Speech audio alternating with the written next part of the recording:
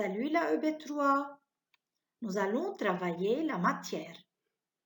Nous allons d'abord faire un petit rappel. Quels sont les trois états de la matière? Ensuite, nous allons parler des caractéristiques d'un solide. Et à la fin, nous allons définir le volume d'un solide. Quels sont les trois états de la matière? Vous vous rappelez que les trois états de la matière sont solide, liquide et gaz. Solide comme la gomme, le taille-crayon, le liquide comme l'eau, le vin, le lait. L'état gazeux comme l'air, l'oxygène et le parfum. Donc, l'eau est-elle solide? Bien sûr que non. L'eau est liquide. On ne peut pas la tenir dans la main, tandis que le solide est dur. Passons à l'étape A, la forme d'un solide. Prenez une gomme, un taille-crayon, un crayon, un verre, une pierre ou une tasse à café. Que remarquez-vous?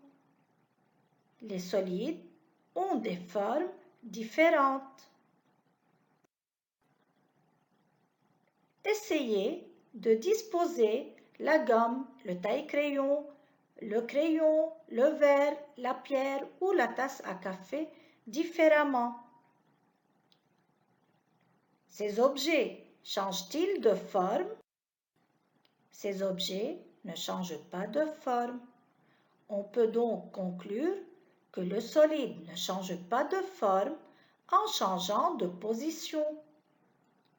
On dit le solide a une forme dite forme déterminée.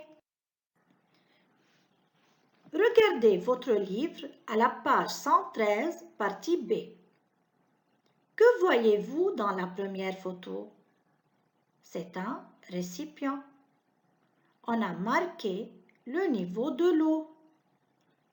Dans le deuxième, qu'est-ce qu'on a mis? Une gomme. Que remarquez-vous au niveau de l'eau? Je remarque que le niveau de l'eau s'élève. Pourquoi, à votre avis? Le niveau de l'eau s'élève parce que la gomme occupe un espace dans l'eau. Dans le troisième, nous avons changé la position de la gomme. Est-ce que le niveau de l'eau change? Le niveau de l'eau ne change pas parce que la gomme occupe le même espace. Que peut-on conclure? L'espace occupé par un solide est appelé volume du solide. Quand un solide change de position, son volume ne change pas. Le volume d'un solide est dit invariable. Passons à l'étape C. Un solide est incompressible.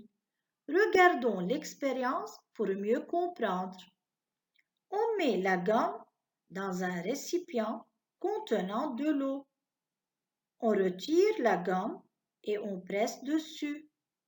Puis, on remet la gomme dans le même récipient. Pourquoi le niveau de l'eau s'élève-t-il? Le niveau de l'eau s'élève parce que la gomme occupe un espace. Le volume de la gomme a-t-il changé dans le numéro 3? Le volume de la gomme ne change pas. Donc, un solide avant et après compression garde le même volume.